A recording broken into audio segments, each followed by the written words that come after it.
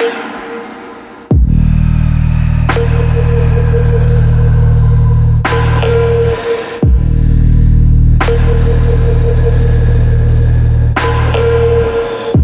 police officers were driving down the road on a quiet summer night when they spotted something strange. There was a car stopped at the side of the road, but it was in a position that a car shouldn't stop in since it was out in the middle of the road. Two of the police officers walked around to the car to investigate, and they nearly got sick when they realized what they saw. They had seen a woman lying lifeless inside the car with towels stuffed into her body and most of her organs removed. One of the police officers turned around and got sick, but the other was more experienced and was used to seeing sick things, so he just took out his notebook and started writing down notes.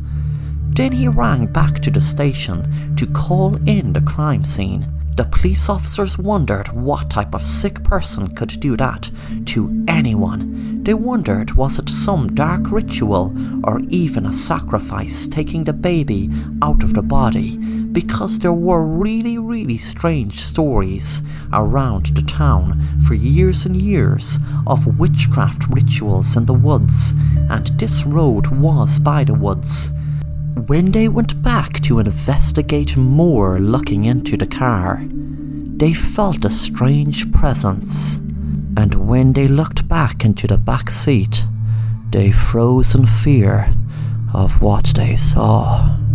They turned around and saw a baby stare at them, and not cry or whimper, but they still knew the baby was alive. They couldn't comprehend how the baby got into the car, and also wondered how the baby could have survived being taken out of the mother's body.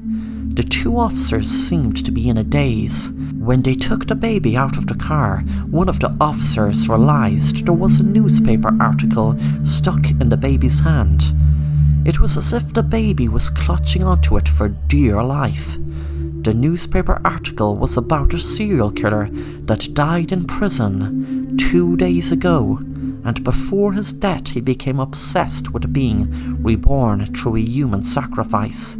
It sounded sick, so he didn't read on. One of the officers had a crazy idea he didn't tell anyone, but since he had the opportunity he went ahead with it, and knew people in the right places, so he got someone to run a DNA test on the baby.